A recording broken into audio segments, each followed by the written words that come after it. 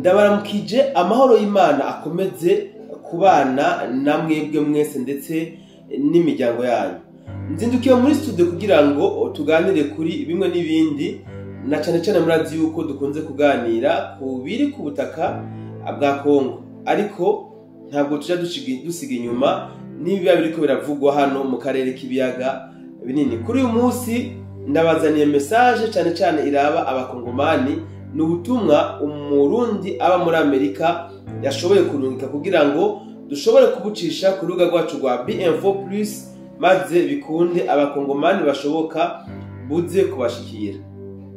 Ni ubutumwa buri mu rurimi rw'igiswahili, ubwo ngira ngo bica byoroha ko abakongomani aho muri muza kubwumva mutarenze gukenera abantu baza kububasobanurira. Ntabwo ndabatebera mu majambo, ariko mu mfunyafunyo ni ubutumwa uyu mwene wacu yashoboye gushikiriza inyuma yaho akurikiranye ikiganiro twacishije hano ku rubuga rwa B-Info Plus ku munsi w'ejo igenekerezo rya 25 ukwezi kwa11 uyu mwaka nyene 2025. Reka rero ndabaha ikaze mukurikirane ubwo butumwa mu bukwiragize kugira ngo abakongomani benshi bashobore kubwumva, kuko ni ubutumwa ngirakamaro ku bakongomani, ariko kandi ndabibutsa yuko basokuru bayamaze ngo mbwire gito canje ico ubundi cumvireho.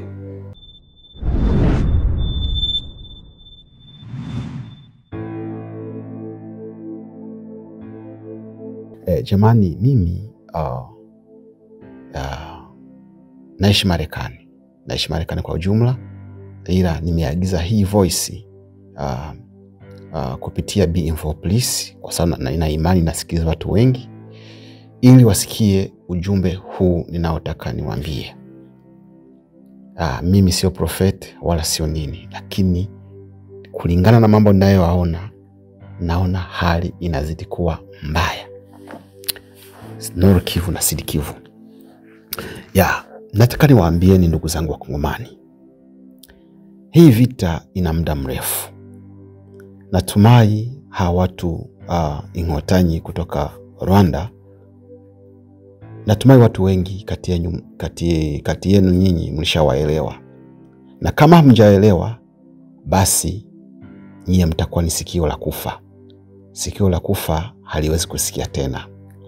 Kama hamjawaelewa hii miaka yote 30 na uchafu, hamjawaelewa bado, basi nyie hamuhitaji tena maombi. Hamuhitaji maombi tena, na sidhani kama mtu anaweza kawaombea kama hamjawaelewa. Nataka niseme hivi, mnaona kwamba vita inaendelea. Sasa hivi vita imelipuka, sasa hivi ni karibia mwaka mzima. Goma imechukuliwa, Bukavu imechukuliwa, na sehemu tofauti North Kivu na South Kivu, baadhi ya vijiji vinachukuliwa au vinashikiliwa na hao magaidi kutoka Rwanda, RDF. Mimi nataka nitoe kwanza onyo kwa mkongomani ambaye yuko Bukavu au yupo Goma. Huyo mtu ambaye yuko Bukavu kwanza ajielewe yuko sehemu ambayo ni very dangerous. Very dangerous place. Kwa sababu hao watu hawajui kitu kingine. Wanajua kuua. Walisomea kuua, walifundishwa kuua, na wanaua kweli. Na nyinyi ambao mko Goma mnafahamu hilo kunizidi mimi. Mnafahamu hilo sana. Sasa nataka niwaambie hao watu ambao wako Goma kwanza. Kuna wamotari wako Goma, au wale waendesha pikipiki. Wewe unaendesha pikipiki ukiwa Goma, ujue wewe yani uko halfu kuishi na halfu kufa. Yani wewe ni nusu maiti na ni nusu mzima. Kwa sababu hawa watu wanaua motari hawa, yani hawana huruma. Wanajua wewe motari unaweza kupeleka habari huku au kafanya kitu kingine, wanakukariri, wanakupiga risasi. Kama kupiga risasi, watajaribu njia zozote zile, watakuua. Hilo ulijue. Kama wewe ni motari, ujue maisha yako ni finyu. Maisha yako yako hatarini sana. Yani maisha yako kwenye hatari ambayo wewe mwenyewe huwezi kuelewa. Hicho ni cha kwanza. Cha pili, mtu ambaye anajua kwamba yuko Goma au yuko Bukavu, bado anauza duka, bado anafanya biashara. Wewe unayefanya biashara hapo hizo sehemu mbili, unafanyia biashara magaidi wa RDF. Hizo hela zako watakuja usiku, watazichukua, watazipeleka na watanunua silaha ya kukupiga risasi wewe mwenyewe.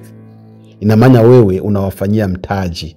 Sisemi kwamba usifanye biashara, lakini ujue kwamba hizo hela watazichukua, watakuua kupitia hizo hela ambazo uko unazitafuta.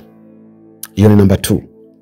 Kumbuka kipindi walivyokamata Goma, waliiba, masomo walivunja, hospitali walivunja, uwanja wa ndege waliharibu, yani kila kitu. Na benki waliiba, yani na gari walichukua kapeleka Rwanda. Nafikiri hilo mnalikumbuka.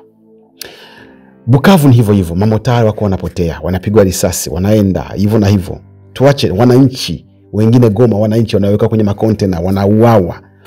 Jamani, Congolese, wake up. Wakongomani, amkeni Wakongomani, amkeni Congolese. Watawamaliza amkeni. Amkeni Congolese, watawamaliza. Hebu angalia, kila siku wanaua watu, lakini nyie bado tu mnachukulia kawaida. Mnaona ni marafiki. Watu watawamaliza. Watachukua kwanza ardhi yenu, watachukua masomo yenu, watachukua mali zenu, watachukua dhahabu zenu, koltana vingine vyote watavichukua. Na hivi kila siku wanavichukua. Anayeibisha apanishe mkono. Kama hivyo vitu haviibi kila siku. Wanaviiba kila siku na mnaangalia tu. Bado mnasherekea. Cha kushangaza kinachoniumiza nyinyi Wakongomani, ndugu zangu, hawa RDF wanafanya meeting Bukavu sehemu gani, nyinyi mnaenda mnashangilia. Hamjui kinachoendelea pale kwenye meeting. Niwaambie kitu kimoja. Mkienda kwa hizo meeting za wa jamaa au magaidi RDF, wanawakariri sura. Cha kwanza wanawaangalia sura, wanawakariri sura, wanajua ujamaa na nguvu, wanaweza katuletea matatizo. Zile video wanazochukua pale, usifikiri video za bure. Wanajua huyu jamaa tumuwinde, huyu tumuwinde. Wataenda wanawaua pole. Kwa kipindi mnaenda kwenye meeting, mjue mnaenda kujiexpose, mnaenda kujiweka wazi. Wanajua okay, yule ni kijana, yule ni baba, yule ana nguvu, yule hana nguvu. Wataenda wanawaua pole. Hawa watu walijifunza kuwa, ndugu zangu. Nyinyi tu hamjui, hamuwaoni, hamuelewi. Nashangaa hamuelewi Kongo. Kwa nini hamuelewi? Hawa watu wakishakujua sura yako, basi ujue uko kwenye ratiba ya kufa. Uko kwenye ratiba ya kufa anytime. Walivyokuja Goma, mliwapigia makofi. Karibu wakombozi. Lakini walifika, wanapora shule, wanapora hospitali, wanapora benki, wakaua watu zaidi ya 3,000 na uchafu na benki, wengine kuwazika kwenye mafose komine. Lakini nyinyi bado hamjawaona, hamjawaelewa. Wanaita rassemblement, muje, tuna neno la kusema. Mnakuja na watoto mnakuja pale. Na wanaanza kuhesabu, okay, bado kuna vijana 3 pale, ule na yule na yule, wanaweka kwenye list ya kifo. Lakini nyinyi hamuoni jamani. Hii ni message mimi nawapa. Wake up. Wazalendo ambao mnafanya, mmejitoa. Piganie nchi, yani piganie nchi yenu. Mzalendo ambaye anayepiga risasi wananchi, acha. Pigania nchi yako. Hilo ni la kwanza. Naweza nikaongea mengi. La pili, Mheshimiwa Rais Felix Tshisekedi Chilombo yuko anajitahidi, kweli anajitahidi kupigania nchi kwa hali na mali. Lakini kinachoniumiza ni kitu kimoja. Anafanya mazungumzo mengi. Mazungumzo ni mengi. Kama kuna uwezekano hii sauti kamfikia, abadilishe mfumo, apigane. Hawa watu hawasikiagi negotiation, na hawajawahi kufanya negotiation wakashindwa. Rais Tshisekedi anafanya negotiation na watu ambaye anawajua, wanaweza kumdungu akiwa kwenye ndege, wanaweza kumpiga risasi akiwa kwenye gari, wanaweza kumfanyia chochote kile. Yeye mwenyewe anafahamu, lakini nashangaa anaendelea na mazungumzo na hawa watu RDF. Habyarimana walimdungua kwenye ndege. Rais Najamira na yeye alikuwa kwenye hiyo ndege wakamdungua. Walimuua Ndadaye. Walimuua Laurent Desire Kabila kwa risasi. Hao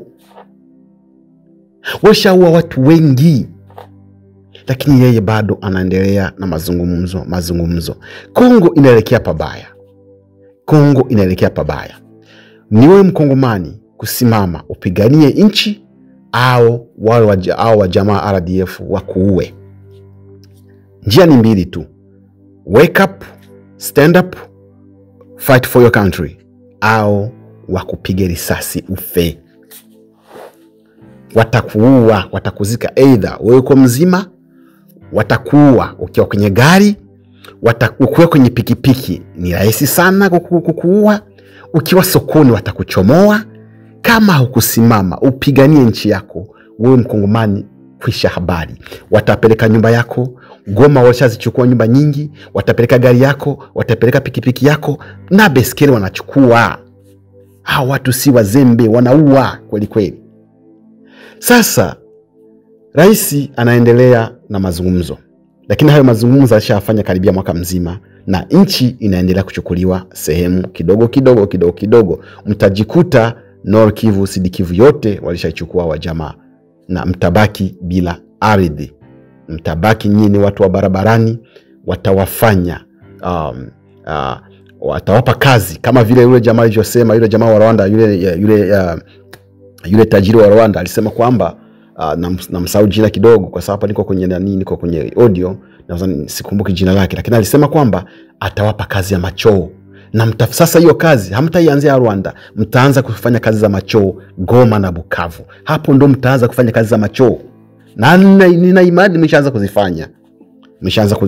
Maana mnakubali wakisema fanya hivi mnafanya, kuliko vijana acha kufanya biashara Goma. Nenda jiunge na wazalendo, pigania nchi yako. Unafanya biashara Goma, utaishia wapi? Si watachukua tu hizo hela. Jiunge na wazalendo, pigania nchi yenu. Mimi nashangaa Wakongomani mnaogopa kufa lakini bado tu wanawaua. Mnaogopa kufa lakini bado tu wako na wao mmoja. Sasa hawa watu hamjawaelewa.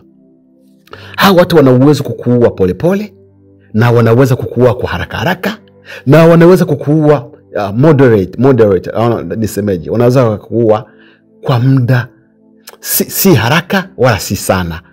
Wana speed ya kuua, wanaweza kupunguza, wakaongeza, au wakafanya mwayene. Kwa hiyo ndugu zangu, wake up. Congolese, wake up. Or you don't wake up, you done.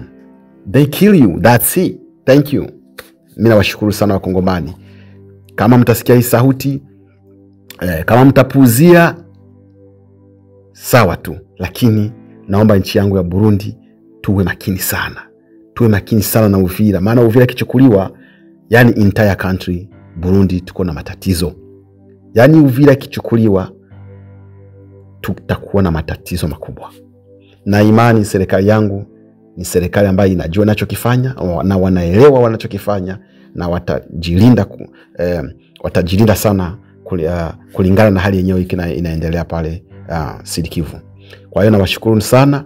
Mimi ni mtu ambaye nilisota sana, ni mtu ambaye nilikimbia vita. Mimi niliishi hapo Bujumbura Liro. Nakumbuka ndege zilikuwa ndege za Buyoya zinakuja Bikomagu. Kama unamfahamu Bikomagu, alikuwa anakuja Bikomagu, piga risasi kwenye wananchi, wanakufa kama maharage. Alikuwa hajali. Wakienda kupigana huko milibani, wakishindwa, wakirudi wanaua wananchi. Mimi niliona mtu hapo Bujumbura Liro, mwanamke ambao walikatakata mtoto kule Liro, kule milimani kule, wakakata mtoto Nikisema hiyo sehemu watu wengi watanielewa mimi ni nani. Kwa hiyo sitaki kueleweka mimi ni nani. Lakini hiyo sehemu walikatakata mtoto wakamlisha mama. Watu wengi walilala wakisikia hii video, hii audio,